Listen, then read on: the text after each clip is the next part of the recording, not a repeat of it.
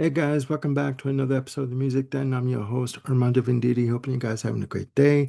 Today, ladies and gentlemen, I want to welcome you back to another segment of Going Solo, ranking the solo releases of the Beatles. Now, I haven't done one of these in quite a while, so I thought it was about time I do one. Now, the Beatles officially broke up in April of 1970.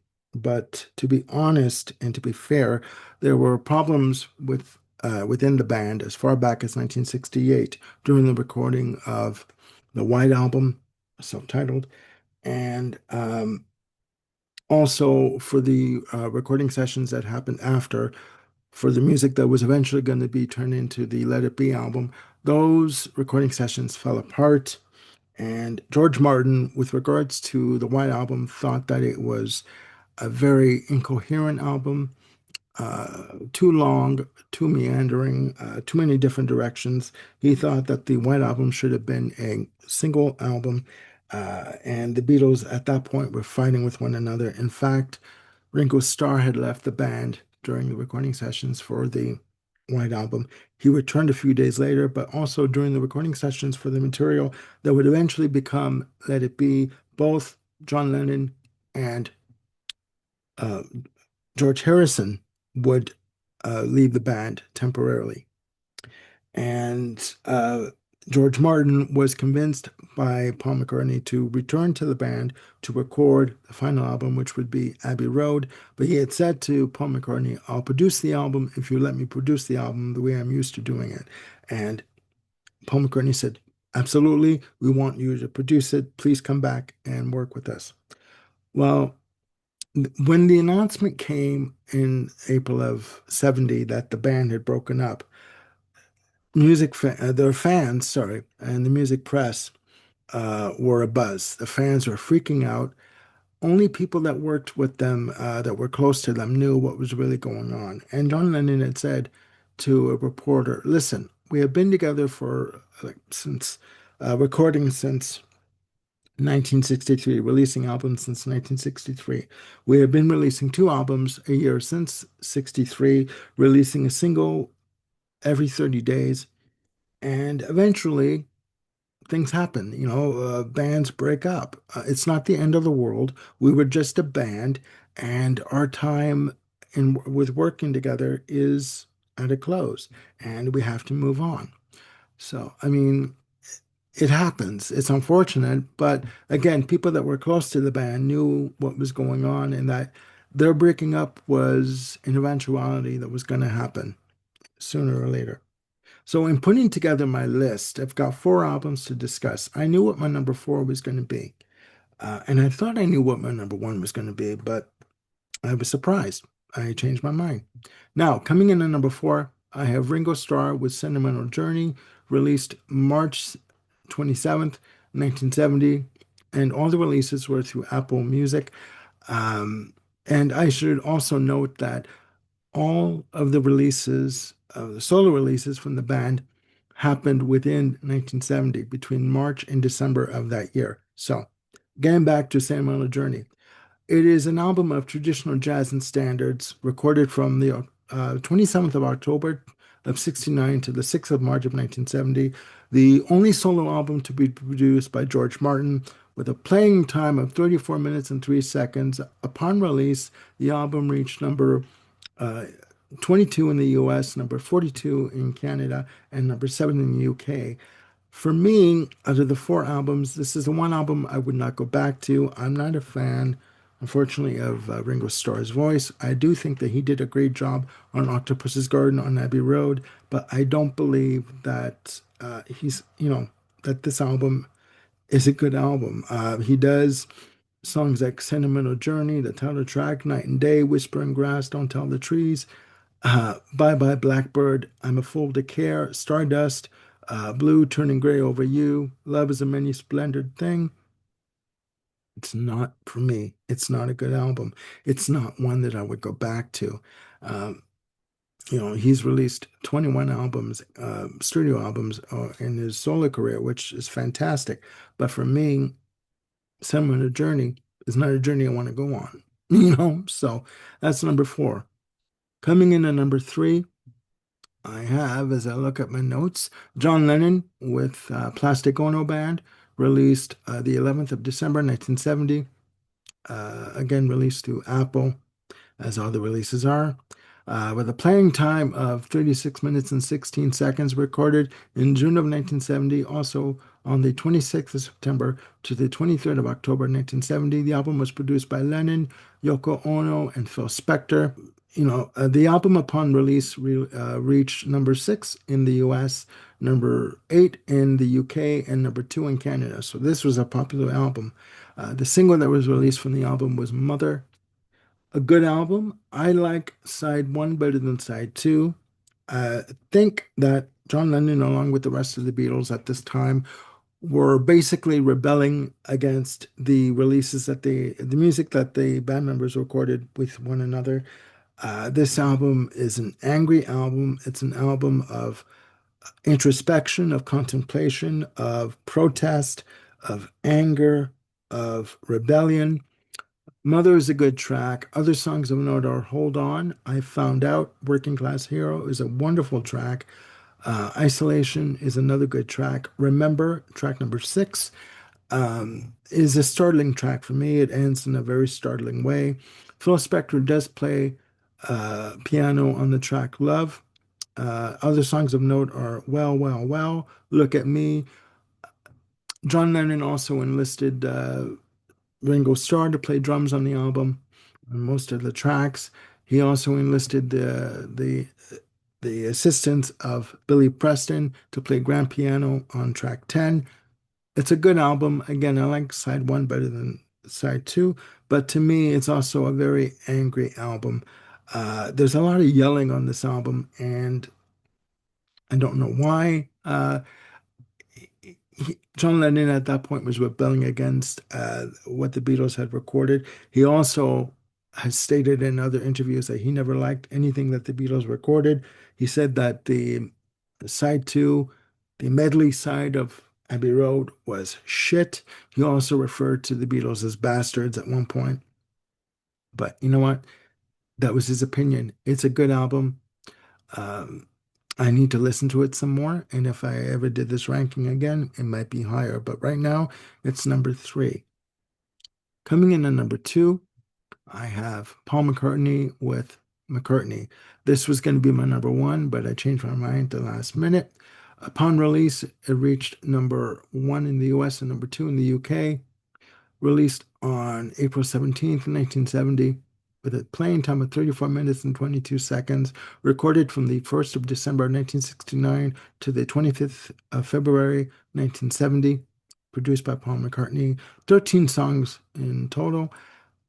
Very experimental, very raw, and some would say unfinished. He received a lot of backlash for this album in the media due to the fact that the tracks on the album, sorry, seemed to be unfinished and unpolished. The single that was released from the album was Man, We Was Lonely, with the B-side of the studio version of Maybe I'm Amazed. Uh, Good song. Again, in my notes I have here, very experimental in terms of the tracks. With the one track, Man, We Was Lonely, I have shimmering guitar on the intro, has a nice sing-along quality, and Maybe I'm Amazed was re-released as a live version for the album Wings Over America in 1976. I like the fact that this album is experimental. Most of the songs are within the minute to 2 minute range. There's one or two that are in the 4 minute range. Uh, Other songs of note are Mama Miss America and Sing Along Junk. Nice use of Mellotron on that track at 2 minutes and 34 seconds. Again, it's experimental, and he did get flack from the public in the media too when he released this album because people saw the release of this album as Paul McCartney breaking up the Beatles, and that was not the case, and that was an unfair assessment. And there was, a little controversy because Paul McCartney would not hold back the release of McCartney so that the Beatles could release Let It Be. He wanted his album out, and at that point, he didn't care. And there was a lot of animosity between the band members. They were not talking at this point. And at this point, Paul McCartney just wanted to do whatever the hell he wanted to do. And the album starts off with, failed to mention, a little number at 43 seconds called The Lovely Linda, which just features Paul McCartney on acoustic guitar. He plays all the instruments on this album, drums, bass, guitar, mellotron, keyboards, what have you, with Linda McCartney doing backup vocals. I applaud him for being experimental and for doing whatever the hell he wanted to do. I think this is a great album. Uh, it was going to be my number one, and I changed my mind. Number one for me, you guessed it, George Harrison with All Things Must Pass, a 3 LP opus with 23 tracks released on the 27th of November 1970 with a whopping playing time of 106 minutes even, reaching number one in the US, UK, and Canada. It was recorded between May and October of 1970. The album was produced by George Harrison and again Phil Spector, with the sorry, with the single "My Sweet Lord" and as the lead-off single, and also "What Is Love" as his second single. He did get into some trouble eventually with My Sweet Lord because the writers of the song He's So Fine from the 60s took him to court and they ended up winning. They felt that the melody line for My Sweet Lord was too close to He's So Fine. And when you listen to it, it is. So he had to pay royalties on that. And it's it's amazing, that it took so long. It was a while before the lawsuit was launched, and he did lose the lawsuit. This is a fantastic album. There are a couple of songs here written with Bob Dylan. Eric Clapton does play on the album. This is his officially third studio release. He released two albums, instrumental releases prior to this release, but this is his first release post breakup of the Beatles. And it's a fantastic album. Um, the songs of note for me on this album are I'd Have You Anytime, a co-write with Bob Dylan at 2 minutes and 56 seconds. My Sweet Lord, again, a classic track. And what I like about this album is there's a lot of use of what I call Hawaiian guitar and a lot of slide guitar on this album. Other songs of note are Wah Wah at 5 minutes and 35 seconds. Isn't It a Pity at 7 minutes and 10 seconds. That ends side one. Side two starts off with the second single, What Is Life? Amazing track, amazing single. It's a great album. If Not For You, a Dylan composition, which is another great song at 3 minutes and 29 seconds. Behind That Locked Door, Let It Down. What I like about this album is there's a lot of freedom and experimentation along with the McCartney release. But the fact that he was able to put together an album's worth of three album release, 6 sides. And the last 2 sides are known as the Apple Jams. A lot of experimentation. There's a track on here called Out of the Blue at 11 minutes and 14 seconds.